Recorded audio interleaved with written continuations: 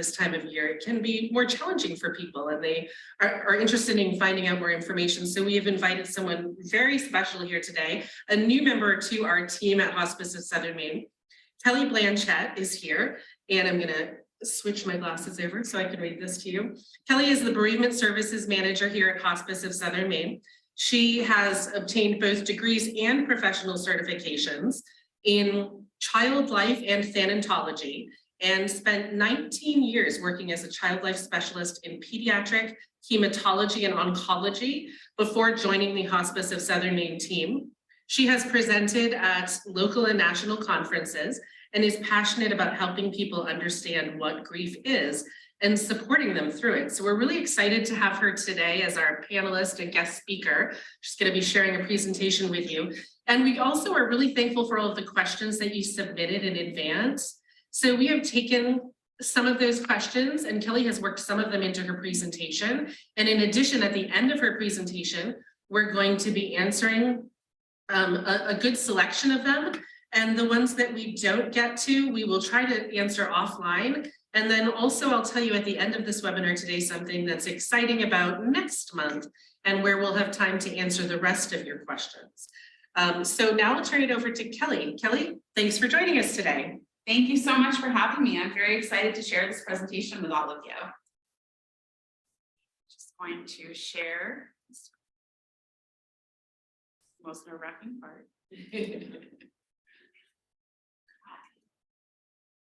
That was a great introduction. Thank you, Kim. You're welcome. All right. So why are we talking about grief today? Well, grief is kind of like Fight Club or Bruno. We don't really talk about it. When we do talk about it, it's because we're usually in the middle of it. It hurts and we don't know what to do. We don't know if what we're feeling is normal. Grief is incredibly isolating. Makes us feel alone. It's prevalent. It's everywhere out there in the world, in our lives, in the media that we consume, in our friends and family's lives. Most of all, grief is completely normal. It's a normal human experience. But what exactly is grief?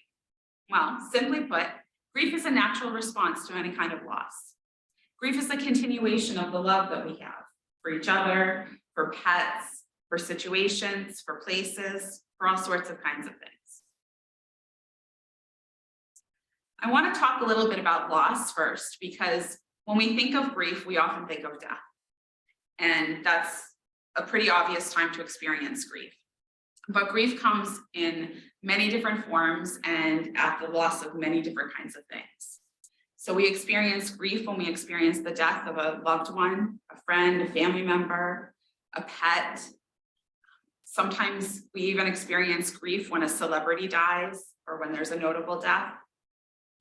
We experience grief at illness, as well as injury, when there's a new diagnosis, a change in prognosis, a relapse. We can experience grief when there's a change in other ways, when there's a loss of skills or abilities, a change in functioning. This might be cognitive, this might be physical. We can experience grief when there's a loss of activities or routines. Some of these might be good things, positive things, like kids growing up and moving out of the house can cause some grief for parents. There's a lot of grief associated with friendships. All you have to do is look at a group of middle school girls and you'll see a lot of grief. We experience grief with moves, even if they're for good reasons. And then relationships bring a lot of grief. The end of a romantic relationship through breakup or a divorce. There could be estrangement of a family member or a friend. We can experience grief with job changes. Again, even if it's a positive change with a promotion or a move to a much dreamed about job. Financial changes can bring grief, especially when that financial change is negative. We experience grief when there's a threat to our security or our safety, when there's a change or a loss of our collective world, and a loss of our plans for the future or a change.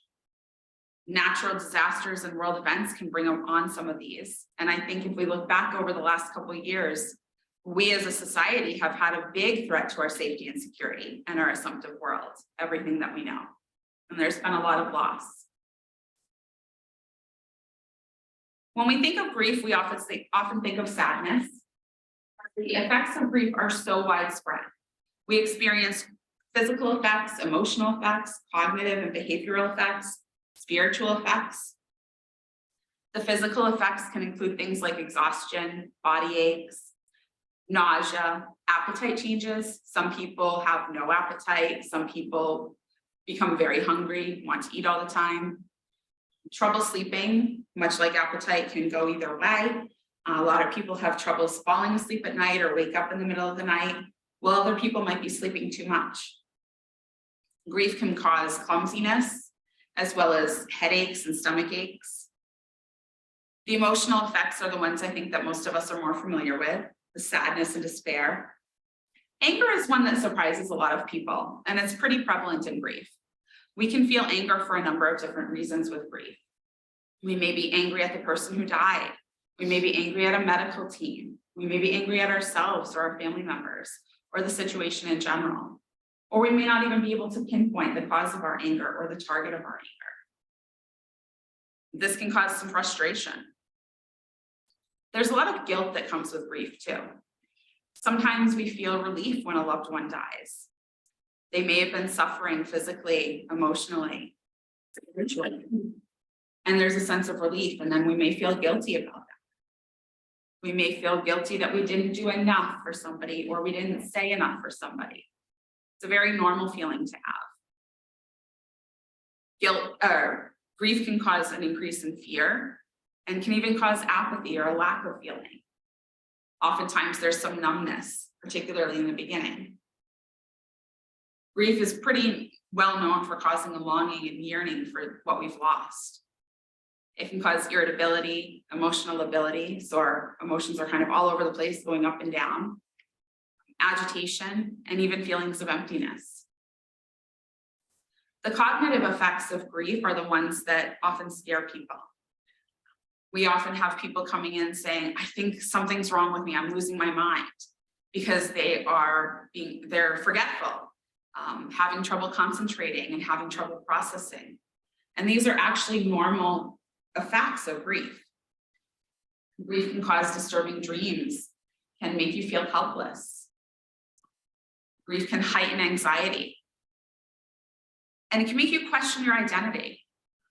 We have to figure out who we are in this world without that key person or situation that we've lost. And these are only some of the effects. Grief can cause a number of effects not even listed here. Gwen Flowers wrote a poem about grief that sort of sums up our expectations versus reality. Cannot read the top of this one. I had my own notion of grief. I had my own notion of grief. I thought that it was the sad time that followed the death of someone you love, and you had to push through it to get to the other side. But I'm learning there is no other side. There is no pushing through, but rather there is absorption, adjustment, acceptance. And grief is not something you complete, but rather you endure. Grief is not a task to finish and move on, but an element of yourself, an alteration of your being, a new definition of self.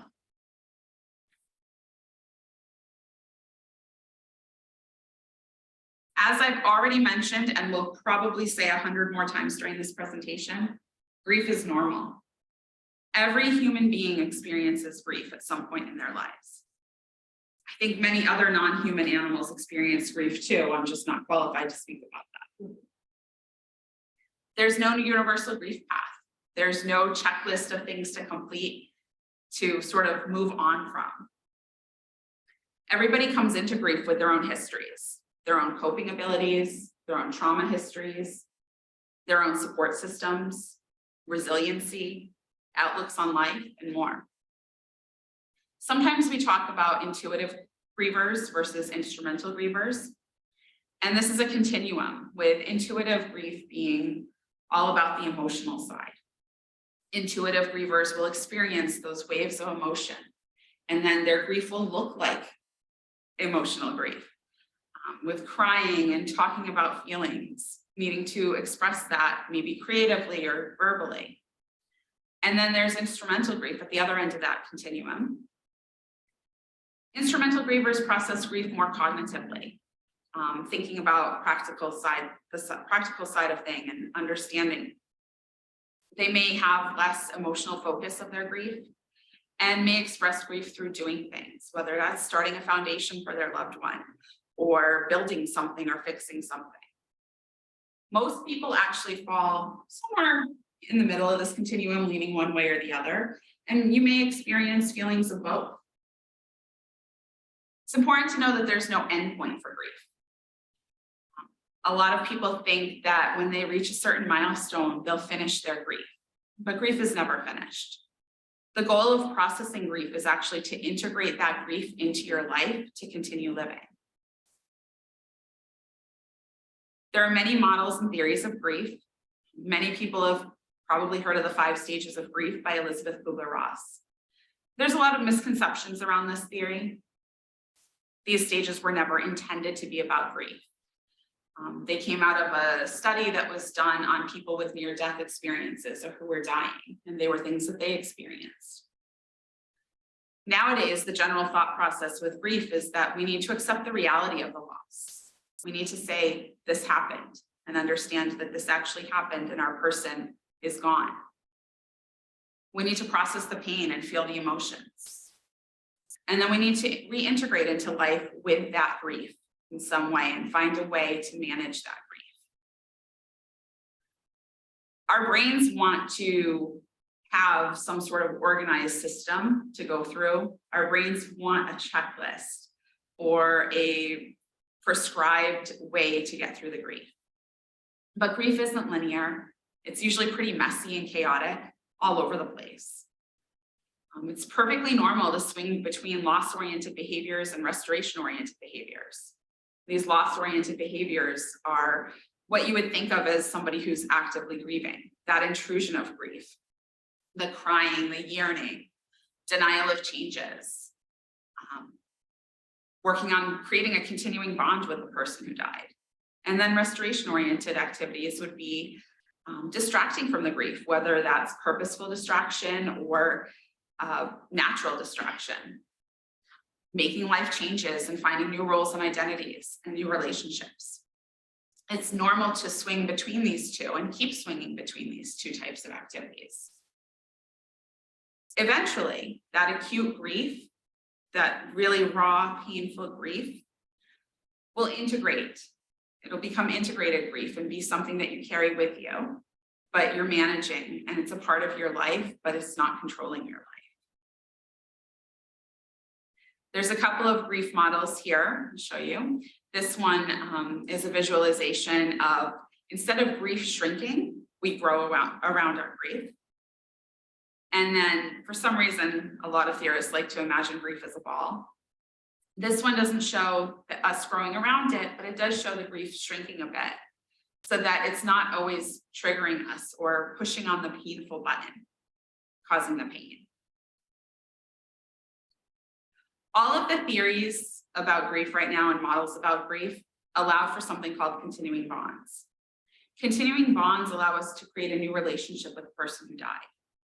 We know that they died, but that doesn't end that relationship that we have with them. We're not detaching from them and forgetting about them. This is a way that we can integrate that relationship into life. And this looks different for everybody, but some common ways of creating continuing bonds are visiting the cemetery, talking to your person who died, praying for them or praying to them, cooking meals that they liked or doing activities they liked, doing things that honored them, maybe donating to a charity in their name or creating an event or an organization, creating a legacy for them. Could be wearing a piece of jewelry that they used to wear. Anything that keeps you connected to that person is a way to continue that bond. And as we've mentioned, grief can look different for everybody, but in particular, grief looks different for certain populations. So people with developmental disabilities or who are neurodivergent thinkers. So that would be people with autism spectrum disorders or sensory processing disorders.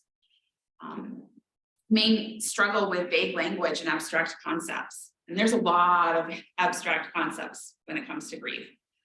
The idea of an afterlife or heaven, or even the idea of forever is pretty vague. They may struggle with recognizing emotions, labeling emotions, and regulating and processing them.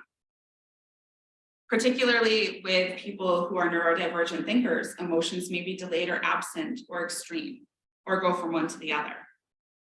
It's pretty common to express regression or experience regression. Communication challenges are common. Shutdowns and meltdowns. People can appear not to care, and it just may be that they're showing empathy differently. Maybe don't know how to show it like more neurotypical thinkers are showing it. There can be perseveration on practical matters. This doesn't mean that they're selfish or not processing the death.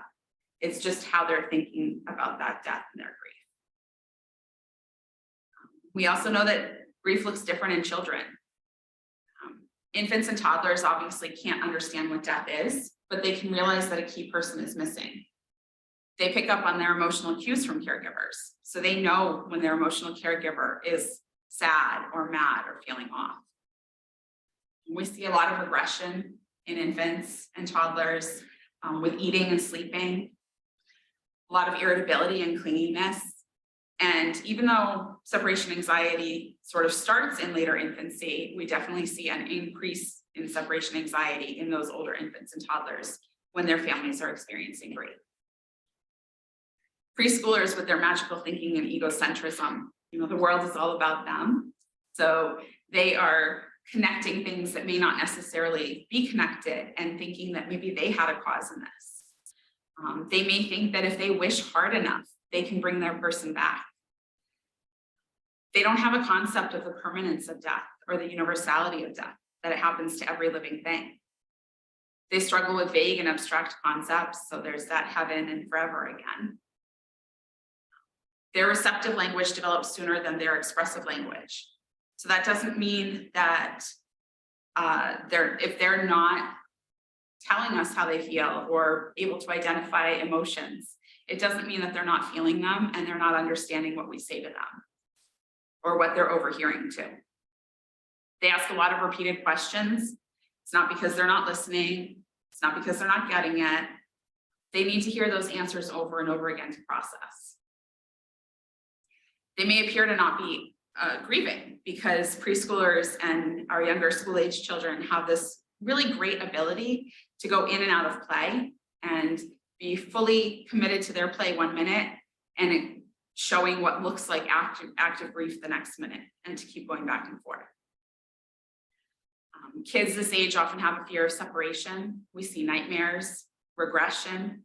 Regression is pretty common through children. They need patience and reassurance. They need concrete explanations. They need to know what death is and hear the actual word that somebody died. If you say they passed away or we lost them, that's really confusing for kids. They also need opportunities to play because that's how they process and cope with things. Our school-age children have a wider range of understanding. A 6-year-old's understanding will look a lot different than an 11-year-old's. But this is the stage where they really understand the permanence and universality of death. They often categorize death. Death is for the very sick or the very old. And they often see death as an entity, a being that will take from them, like the boogeyman or the grim reaper. They can have an interest in the gruesome details, and they may hold on to some of that magical thinking still. We usually think that goes away as kids are transitioning into the school age years. But magical thinking can hang on, and we can always wonder, what did I do? Went the wrong direction. I apologize for that. If I can go back. Can you arrow on the keyboard? I'm so sorry. Oh, other way, other direction. Sorry. That way. Thank you. I'm sorry. No problem. Our school age kids, we see increased anxiety, again, regression, and they start to have those psychosomatic symptoms that can mean a lot of trips to the school nurse, like stomach aches and headaches. Teenagers have a full range of emotions and a mature understanding of death. They're asking a lot of the philosophical questions. They're asking that when they're not grieving anyway. They're questioning the beliefs that they were raised with, their spiritual, religious beliefs, but that increases when they're grieving. They can romanticize death, which is also something that's prevalent in media aimed at teens from long ago with Romeo and Juliet to the current things that they're watching and the music they're listening to. They're questioning their identity to begin with, and then death makes them question that even more. We see an increase in risk-taking behaviors, sort of a death-defying, but also that feeling of nothing, it can't happen to me. We see an increased interest in rituals. So it's very important to allow teens to be a part of decision-making if they're grieving a very close loved one. Be a part of those rituals that we have to celebrate somebody's life. Much like the school-age kids, we see a lot of psychosomatic symptoms and increased anxiety. And we want to be really careful to not ask our teenagers to take on adult roles.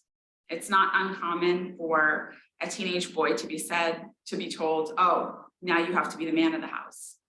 Or for a teenager to be asked to take care of her parents or her siblings. This puts them in a role that is not developmentally appropriate for them. And it also takes away and disrespects their grief, having them focus on everybody else. So there's two more kinds of grief I want to address briefly. The first being anticipatory grief, that everybody, no matter the developmental stage, kids, adults can feel. Anticipatory grief is something that happens prior to an actual loss or separation. And it happens when a loss is known, expected, or suspected, or even feared.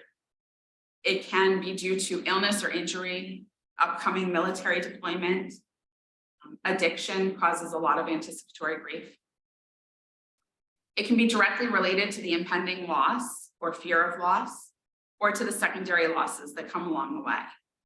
Because there are a lot of losses that happen along the way to a major loss. There can be a loss of hope, loss of the person you know, loss of plans for the future, loss of functioning, lifestyle, security, finances. All of these things can add into it. Anticipatory grief feels a lot like regular grief. It has similar effects. There's often heightened anxiety. And you may feel more isolation and more guilt. A lot of people feel guilty and sometimes are even made to feel guilty because they think that their loved one is still here. They shouldn't be mourning for them yet. They shouldn't be grieving for them. But that grief is very real and very valid. There's also increased exhaustion, which is natural if you think about caregiving on top of grief. And you may have rehearsal of loss. This means that you may play out in your mind. How will this go? How will this loss happen? How will I feel at that time?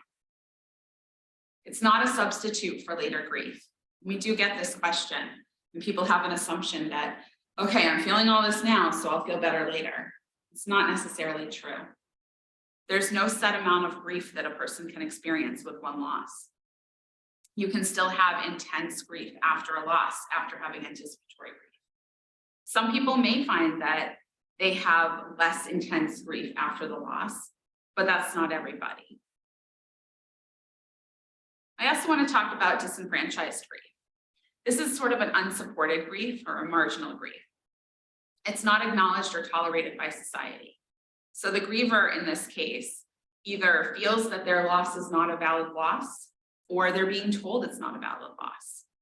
They're not given the right to grieve, and their grief isn't supported by society, their inner circle, or even themselves.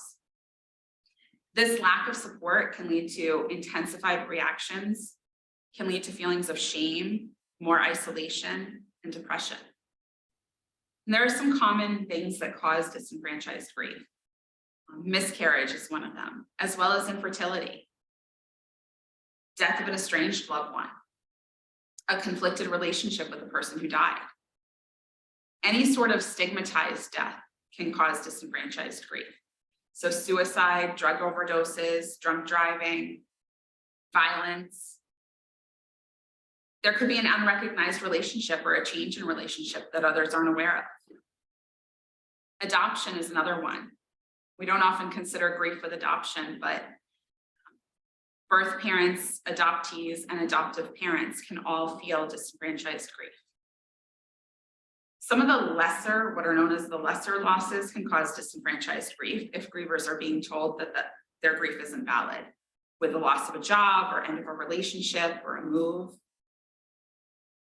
Any loss leading to someone being purposefully left out of rituals or ceremonies can cause disenfranchised grief, as well as any loss where there's an inability to participate in rituals or ceremonies, not by anybody's doing, it just happens, or an inability to gather together to grieve. This is highlighted here because if you think back to the past couple of years, there have been a lot of losses within our lives that we haven't really been able to grieve or come together to grieve. From the people that we've lost, to the loss of our security, the loss of our routines, the loss of life as we knew it. It's been very hard to come together to have those rituals to grieve. So there's a lot of disenfranchised grief out there now. The number one question we get here is, how can I feel better? How can I fix this? Well, unfortunately, I do have to tell you there's no quick fix for grief. It's not something that you can actively solve within a matter of a couple weeks or even months. It's really important to be patient and gentle with yourself and to understand your grief and have a place for your grief. It can be helpful to be with people who understand it and respect your grief and your boundaries around it. It's important to allow the feelings to come in. Sometimes those feelings are so big and overwhelming, you can't let them take over. Other times, it's important to let them take over and to feel those feelings. Some people like to feel a little bit and then sort of distract themselves from their grief, while other people are not able to do that or find that's not helpful. You should always consider your coping mechanisms. What helps you feel better? What's helped you in the past? Some people need an outlet, whether a creative outlet like painting or writing, or a physical outlet, which could look like a physical workout, running. Punching bags are really great for getting out some of those feelings. These coping mechanisms could look different for everybody. So what works for one person won't necessarily work for another person. It is completely okay to seek out a support group or counseling. I do want to add, though, that grief is normal and natural.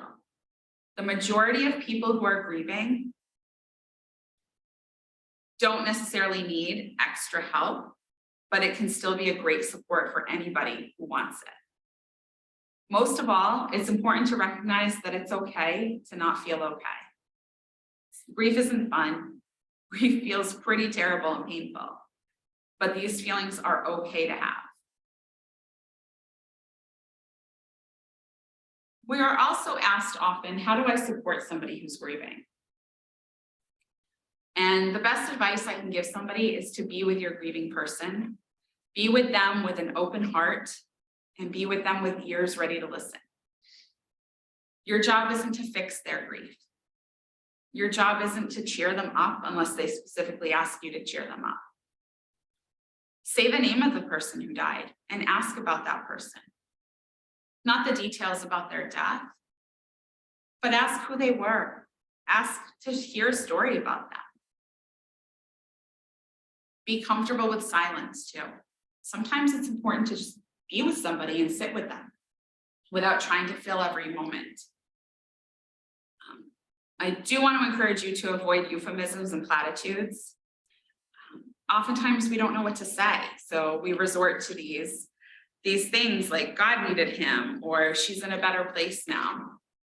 And these are pretty invalidating and not really supportive. You really need to know your audience if you're going to say something like that. Because even somebody who's religious might say, but I needed her. Why was it a better place there, not here? You don't know what somebody's feeling and how they'll respond to that. Particularly be careful with sentences that start with at least. Well, at least you have another child. or at least you had them for 60 years. Those are particularly dangerous and can trigger a lot of anger and are not supportive at all. So we really want to avoid those.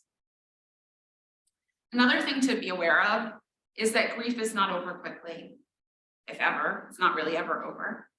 So you want to keep checking in with your grieving person. There's often a lot of support in the very beginning after somebody experiences a death of a loved one. And then that support trickles off.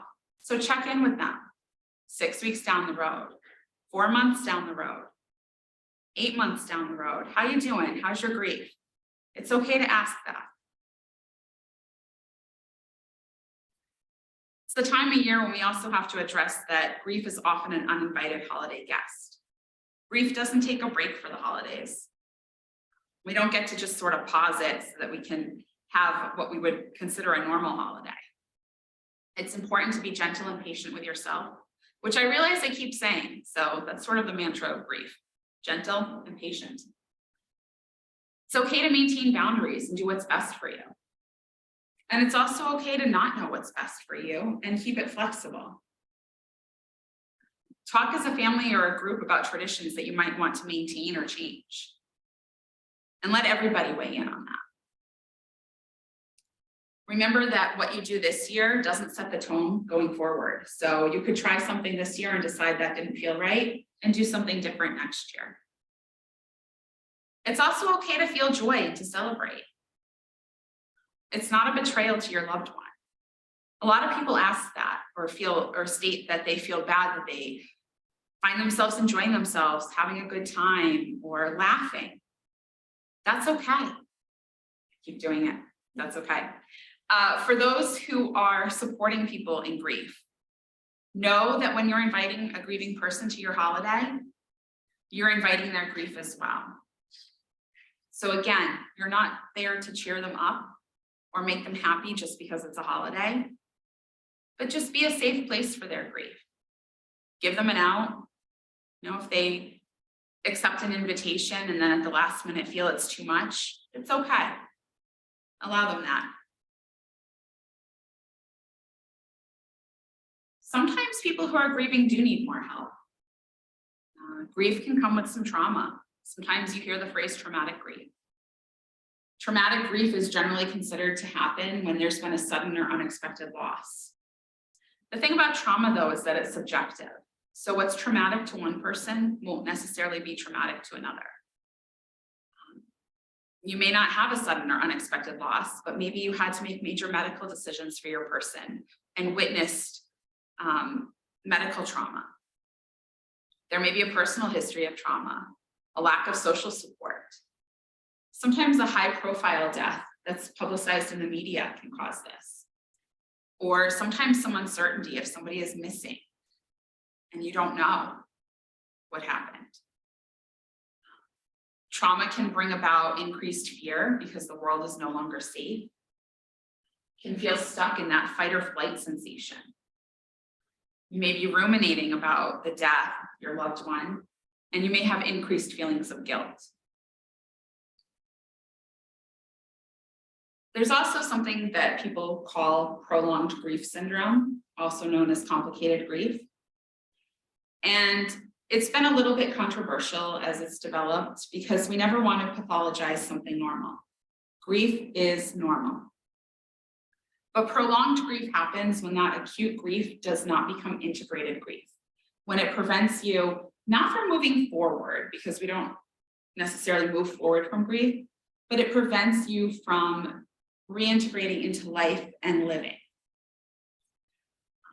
Prolonged grief can be considered when there's been longer than 6 months of a continued deep yearning combined with an inability to function. So can't get out of bed, can't take care of the kids, can't go to work, intense distress, perseveration of the death, difficulty trusting or caring about other people or maintaining relationships, heightened anger, continued shock and numbness or disbelief, an inability to acknowledge that the death actually happened, and an inability to find any meaning in life or in the world. Now, this does not mean that if you're still having symptoms or effects of grief at 6 months that you have prolonged grief. because grief lasts much longer than 6 months. But when it's inhibiting your ability to function, to live your life, when it's preventing you from connecting with others in any way and from doing the things in your normal routine, that's when it needs some more help. I also want to acknowledge depression because it is possible to experience both depression and grief at the same time. Sometimes we mention that depression is an effect of grief, but that's a situational depression. Depression itself can cause less fluctuation of symptoms than grief. So with grief, we're kind of all over the place and the feelings are kind of up and down and up and down. And depression often comes with more of a negative self-view. If you're feeling any of this, if you're concerned about yourself or somebody else, it is important to seek some help. So added some information up here. If it's an immediate crisis, we do have the main crisis line that can be accessed with this phone number, as well as the website here to helpmaine.com.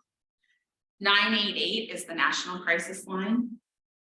And both of these lines have 24/7 access to trained people to help you if you're experiencing any mental health distress. A lot of people ask, how do I find a therapist? It is challenging at times, but you can ask your primary care physician for recommendations. They may know who's within the community. Check your insurance website for recommendations. Psychology Today maintains a listing of psychologists. So this link takes you directly to the list of therapists for Maine, and you can sort by grief, by trauma, all different things. If you are experiencing complicated grief or prolonged grief, if you are experiencing traumatic grief, if you are experiencing PTSD, you want to find somebody who's trained in that. So it is important to find somebody who not only has an understanding of grief, but also trauma.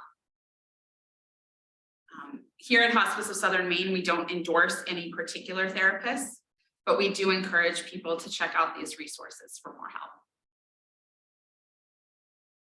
We also offer support here. Here at Hospice of Southern Maine, we offer bereavement support that is not therapy. It's a grief counseling that acts as a companioning and support through processing grief, providing grief education. We are able to offer loved ones of Hospice of Southern Maine patients individual support sessions for up to 13 months after a loss. And then if you haven't had a loved one on our service here, we're still able to offer 4 to 6 individual support sessions with one of our grief counselors. For adults in the community, whether you've had a loved one on our service or not, we also offer support groups. These meet weekly for 8 weeks. Our current groups are meeting now, and we have one that begins December 8th. And then we'll have a new round of groups beginning in the beginning of February. If you're interested in support from us, you can reach out to us with this email address, bereavement@hospiceofsouthernmaine.org. And we'll be sending all of the resources out to everybody who registered today.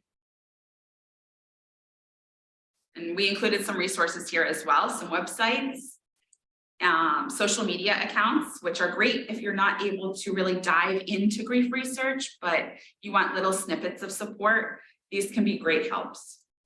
And podcasts. I think people find a lot of help in podcasts these days. So thank you very much for joining us today. I will turn it back over to Kimberly for questions. Thanks so much, Kelly. That was wonderful information. So much to think about. I have a selection of questions that we're going to go through quickly. As always, if you need to leave, please do. This webinar has been recorded, and we will post it to our askhospiceexperts.org website in the next couple of days so that you can rewatch it. We won't get to all of the questions today, and but we will have an opportunity to answer more. And I do see there are a couple in Q&A, and I'll try to get to 1 or 2 of those as well. So first of all, Kelly, the question that comes in most frequently, I think probably for you is, what are the first few steps that one should take in this journey of grief? what do we do first? That is by far the most asked question here. And I think within grief, everybody is wondering it. What do I do? How do I fix myself? What are the first steps? I always want to caution people to examine your expectations of grief and understand that this is not a quick fix. So I can't give you a roadmap of things to do or a checklist of things to do. What I can do is encourage you to allow a space for your grief, to allow room for those emotions, to feel them, to express them. In the very beginning, after a loss, we're often very socially supported. There's people all around the first week, first couple of weeks, and there's a sense, oftentimes, of shock or numbness that's almost protective. It gets us through that first couple of weeks of being surrounded by people. Once those people scatter, once that numbness and shock are wearing off, that's when all those emotions come in. So that's when I urge you to give yourself some patience and kindness and space for those emotions to come in and to feel them. Thank you. Another question we got was, how can we better accept and recognize that people grieve differently and family members may be at different points in their journey on grief? So how do we grieve together a loss when we're at different places, different spaces? That is a great question, because even if a family experiences one loss, you could have 6 people who are grieving 6 different ways. So the most important thing to do is just acknowledge that grief can be expressed and felt in so many different ways, and know that nobody's grief is going to be exactly like yours. It's important to have that conversation that, you know, just because somebody's doing something different doesn't mean they're not hurting too, or they're not supporting you. No one's intentionally being different. So it's important to have patience for each other and to talk with each other, to share your feelings. Let everybody know what you're feeling. Share your needs. What do I need from my family or my friend group right now? Am I able to be supportive to them? Or maybe we're all grieving so intently right now that it's hard for us to support each other all the time. And I might need to talk to somebody else, whether it's a grief counselor or a support group. That's okay. You can also try to find activities that you can do together that integrate different ways to grieve. So this may be having a tree planting ceremony where you're physically doing something, planting that tree and creating that legacy. And at the same time, maybe having somebody speak about their emotions or do a reading that brings in more of that emotional side of things as well. I like that idea a lot. Thanks. How do you handle guilt over feeling relieved that a loved one has passed and is no longer suffering or here? Another great question. And I think guilt is so pesky, because we can rationalize with ourselves and tell ourselves that there's no reason to feel that guilt, but it still sneaks in, and it's really hard to control that feeling. It's okay to feel relief. It's so okay to know that your loved one is at peace. It's actually a gift. If you can look at it as that, maybe that helps with that guilt a bit. But to know that your loved one is no longer suffering, it can bring such a sense of relief, and it's so okay to feel that. This next question, I know that people often speak about grief as something that diminishes with time. And this question talks about, is something wrong if I feel like my grief is growing, or I'm getting more emotional in my grief as time is passing instead of less? Is that like, is that uncommon, or what should we think about that? It's not uncommon at all. I think that we have this expectation within ourselves that we're going to hit a set point and our grief will feel better. Some people think 6 months, they're going to feel better. Some people think a year, they're going to feel better. And sometimes having that expectation and then getting to that point and not feeling better can make you feel worse. So I do think it's important to drop those expectations. The year one is one I hear often, that I hit a year, so why am I feeling worse now than I did before? Well, we have to remember there's a couple of factors here. In the beginning, that shock and disbelief can last a while. It can take time to really acknowledge the reality of a loss, that this actually happened, and for our brains to comprehend that. We only get to those other feelings, all those emotionals, the emotional feelings, that onslaught of sadness and despair, after we've come to terms with the reality of the loss.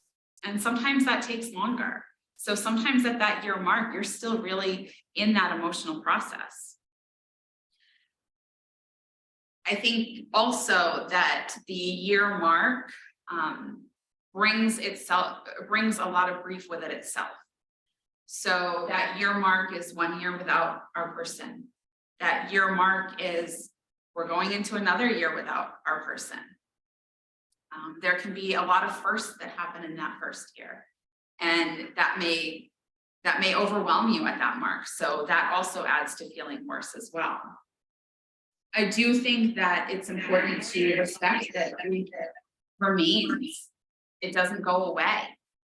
But if you are feeling that you're not functioning well, it is okay to seek help. If you feel that that you're functioning okay, but you need a little bit more support, also okay to seek help as well. Okay, great. So what do you do when you're feeling the constant presence of that loved one and you're concerned that or I guess the question is feeling the constant presence of that loved one a form of denial, or is it more just part of the grief journey? And I liked what you said in your presentation about grief doesn't go away. It's a way that we learn to integrate the loss into our daily life. And that might kind of speak to this question a little bit. Should we be concerned that we're in denial? Yeah, it definitely speaks to that question, because I don't think that shows denial. I think that shows a continuing bond with our person. And it shows that, their loss doesn't go, our grief doesn't go away, but their loss doesn't go away. And it is okay to keep that bond. You don't need to detach from your person. And if you feel their presence, that's okay. Now, this is an interesting question, and I'm not sure if we're interpreting it correctly, but it came in with the registrations. Are there ways to use a time of anticipatory grief to lessen the burden of grief after loss? Like, is there productivity to be found in that period? That is an excellent question. Simply put, not really.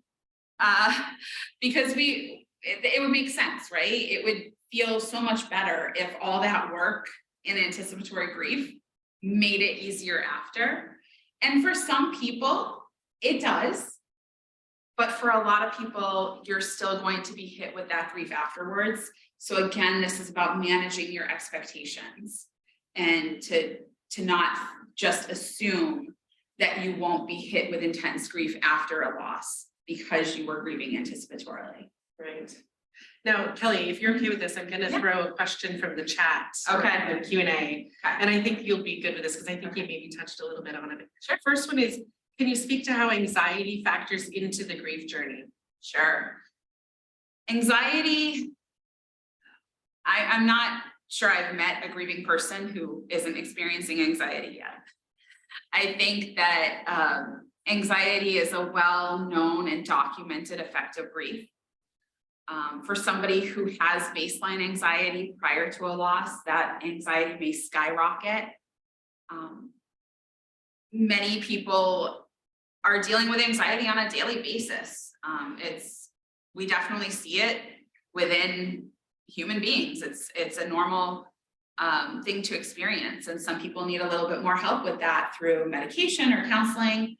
But when it comes to grief, it's important to know that anxiety is normal. Our world has been threatened. So the loss of somebody who's important to us shows us that our world is not necessarily as safe and secure as we thought it was. So it's natural for anxiety to be present.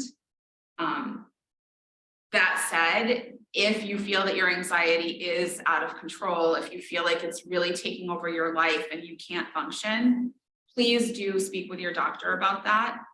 Because anxiety is completely normal and treating anxiety is completely normal. And some people need a little bit more help with that and some people don't during grief.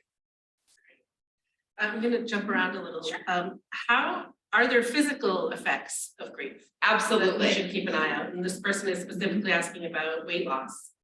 Yeah, absolutely, because grief can play with your appetite. Grief can make you lose your appetite completely. So it is important, if you are concerned about weight loss, speak with your physician. We know that grief can cause a lot of physical symptoms. That said, we never want to assume that something is because of grief if there could be a medical cause behind it too. So you never want to use grief as a mask of something else that's going on. So it's important that when you're grieving, you do stay in contact with your physician. If you're having alarming physical symptoms. And sometimes it can bring peace of mind just to get checked out and make sure that, you know, physically things are okay. It doesn't make it any easier to deal with it because of grief, but we just want to rule out that it's something else. It can be, some people have a really hard time eating when they're grieving. Some people kind of feel it in their throats and can't even swallow. Other people just have no appetite. So keep in mind that your body is, as your body is grieving, it's physical work, it's emotional work, it's spiritual work. So if that helps you to get in some energy, maybe that's the way to look at it. That's a great way to look at it. It is all of those types of work. Yeah. Here's another interesting question I think you'll have a good answer for. How do you respond or react to those that are intolerant of continued grief, right? So the question specifically says 3 years since my mom died and I was her caregiver and they think I should be over it. So how do I respond to people who think I should be over my grief? Oh, I get that one a lot too. I talk with a lot of people who are told that they should be over their grief. There is no over your grief, and it can be so frustrating to have to deal with that. In an ideal world, we'd be able to educate people. Not everybody's open to education. So sometimes it's important to just develop a way to shut down that conversation. Practice, rehearse what to say to either change the conversation or to say, you know what, I'm not going to talk about this with you. Let's talk about something else. It's not very supportive, and I wish I could tell you a way to make them change their mind. Sometimes just setting that boundary. Absolutely. Setting a boundary. And then if you're able to, provide them some education, send them a link to a website. The resources have Modern Loss and another website linked as well that we'll be sending out. These are sites that have really easily digestible information about grief. That's great.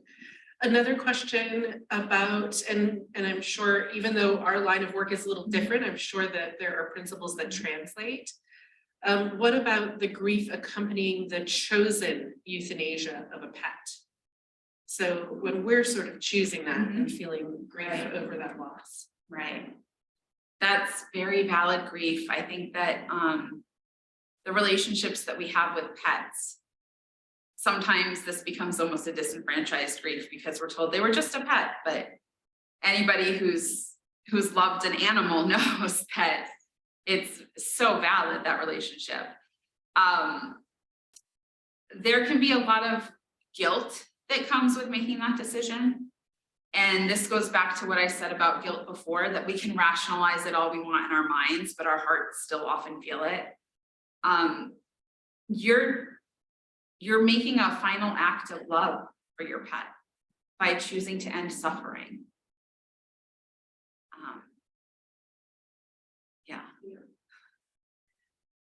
There was a comment about our bereavement services free, and I know you mentioned yes, that they are. I didn't say that. I meant to say that. Oh, okay. Yes. So a couple people said, yes, they are. Yes, they are. So that's good that we could clearly answer that. Yes. Sorry about that. Didn't mean to say that. And there is one question. I'm not sure we'll have an answer for this. And feel free to say that you don't have answers, you don't have data on this, and we'll try to look into it. And if we can't answer it, but the question is, have you noticed an increase in prolonged grief with the advent and growth of the use of recreational marijuana and other drugs? So I do think that's an interesting point, right? So that So that is actually something I've never even considered, but I'm gonna do a search. Yeah, we'll look into that and get back to you. Mm-hmm. The question comes from Ralph, and that is actually, I think these are that is the end. Let me just double check. I hope I covered. If I missed one, I will. Please get in touch with me and I'll let you, I'll try to pass on the question to Kelly. But it brings me to my next point, Kelly, is that what we've decided to do, since this is such an important topic to talk about grief and to be able to really get education out there on what it is and how to handle it and how to walk with it. We have decided that to make our next month, December's Ask the Experts, be another session on grief. We've titled it Good Grief, Your Questions Answered. And so for this really exciting webinar, we are going to bring Kelly back, and we're also going to bring 2 members of her team who are bereavement counselors in to kind of sit in a panel and answer more questions. So if you have some questions that we haven't touched on today that I didn't get to from the ones that are submitted, please register for that next webinar and submit your questions ahead. Or there's a place where you can submit a question on askhospiceexperts.org as well. And we'll check for those in addition. But this will be a really great time of talking about grief, and it will be a casual conversation style. We'll try to be really open in the chat and answer Q&A so that we can make it really conversational and have a good discussion about, you know, what is grief and what are the practical ways that we can move forward with it. I think, Kelly, you gave us such really wonderful information today. So it gave us a great place to start. But I think that having a little bit more time available to think now that we've listened and come up with some more questions would be great. And maybe we want to invite a friend or someone who, if you were listening today and you thought, wow, I have a friend who would love to hear this, then please invite them to next month's webinar as well. So thank you so much, Kelly, for joining us. Did I forget anything? I do want to remind you, Hospice of Southern Maine is a nonprofit hospice agency working primarily in Cumberland and York counties in the southern part of Maine. And we are delighted that you can be part of our conversations. So far, these have been monthly. We will put this recording up on our website, where you can also find recordings of most all of our other and former sessions. So please look there if you'd like to watch or even rewatch. I'm also going to mention that the resources that Kelly posted in her presentation, we will also put a document up there that you can download and print so that you can share it with others. So thanks for joining us today. We hope you have a wonderful day. And as we kick off the holiday season, have a wonderful holiday. And take care, everyone. Bye-bye. Thank you.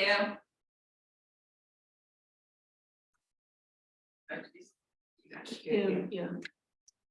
Yeah. Okay.